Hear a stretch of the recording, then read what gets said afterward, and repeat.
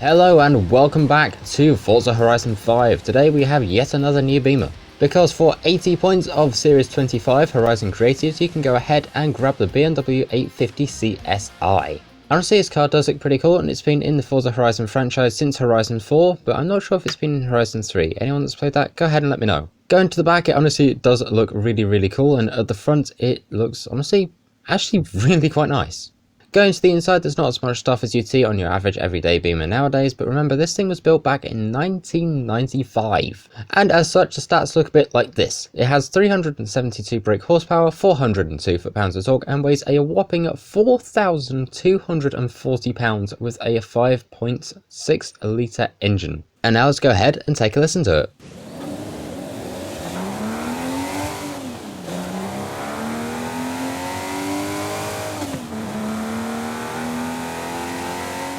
And now to me that sounded pretty cool indeed, but now let's go ahead and check out conversion and over to engine swaps. There's also a cool little button which we just saw, but we've got 5 engine swaps this thing. So we've got the 6.7 litre V8 turbo diesel, the 4 litre V8, we of course have our 5 litre V10, our racing 3 litre inline-6 turbo, and a 6.1 litre V12.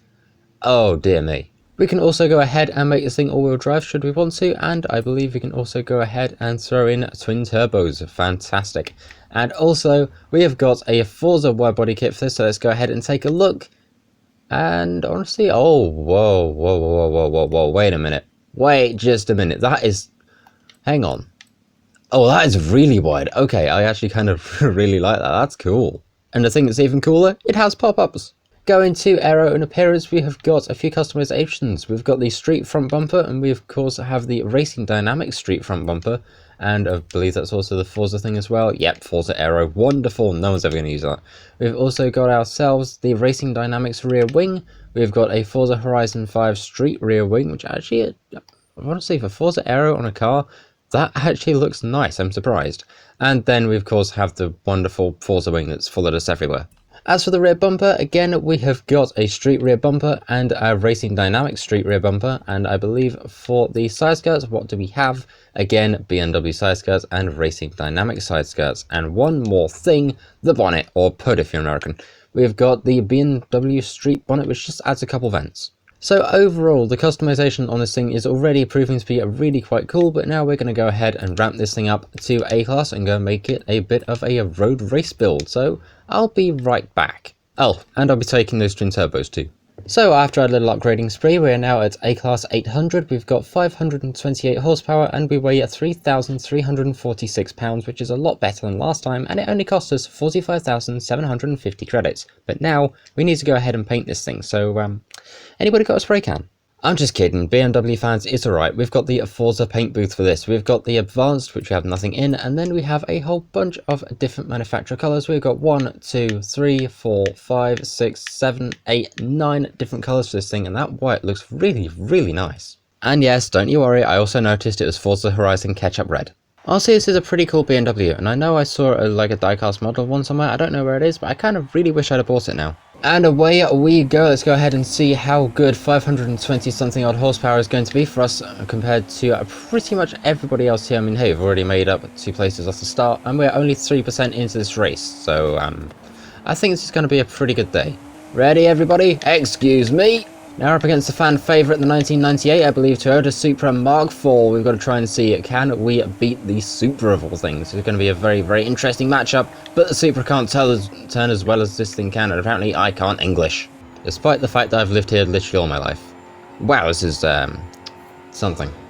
Anyway, lack of communication skills aside, we've actually got ourselves a really nice handling car. I'm honestly genuinely surprised. This thing is 3,300 pounds with 500 something brake horsepower, but it honestly turns pretty decent, unless you do like we did and ram it into a wall, which wasn't supposed to happen. Anyway, moving very quickly on. 95% like usual, 1 more turn to go, and a slight clonk off the wall. Forza, please fix your wall system. Not doing anything, and nothing to see here. Alright, anyway, 95%, we are nearly there, 1 more turn to go, the line is just here, and across we go with a little bit of style, of course, have to finish in style these days, with a first place in a time of 2 minutes 7.261.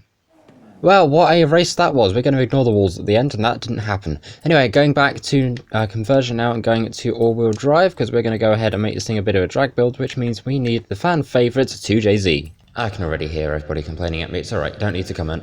Alrighty, here we go. 1,270 brake horsepower and 92,100 credits on top of the 47k we spent earlier. Okay, so now here we are over at the festival. Everything is built for drag racing, but first a little bit of a wheelie check. Do we have anything? Sorta, kinda, sorta not. Anyway, let's make our way over to the drag strip and see what this thing can do.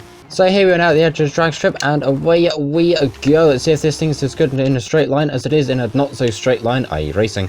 But let's see if this thing is fit for drag racing, or whether it should stick to the road racing championships. Personally, I think it's probably going to be better for road racing, but that is 180 something through the camera and off the end of the runway at 213 miles an hour with absolutely zero brakes, like every other drag car I have.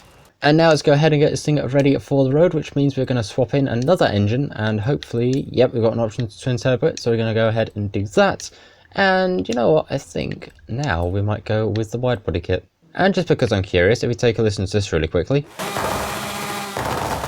Anyone have any clue what that engine is? Because I really don't know.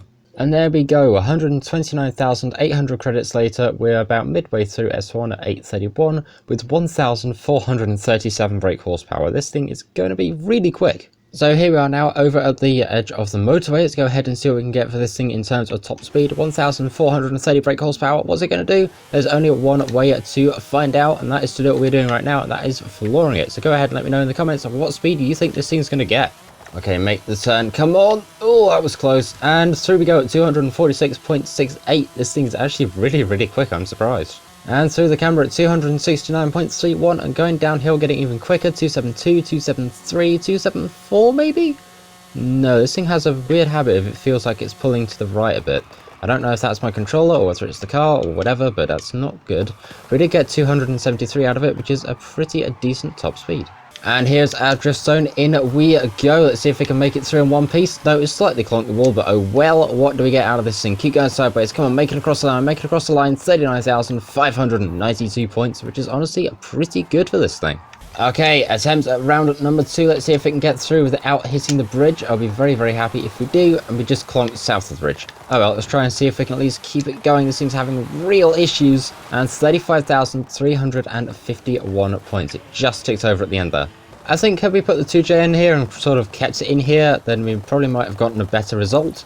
But I don't want half the BMW fans screaming at me, although they're probably going to scream at me over what engine I put in this thing anyway, because I really even don't know what's in this right now. But should you go ahead and pick this thing up? Absolutely, it's honestly a really fun little vehicle, and definitely worth it, at least for A-class road racing like we did at the start, because this thing felt absolutely fantastic there, and I'm really impressed by it. And you've got to admit, the wide body of this thing does look really cool.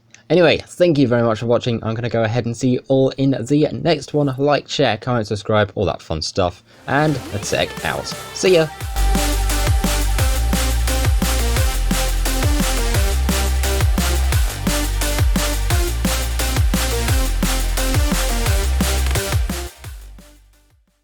There's a player here, and it's another Beamer.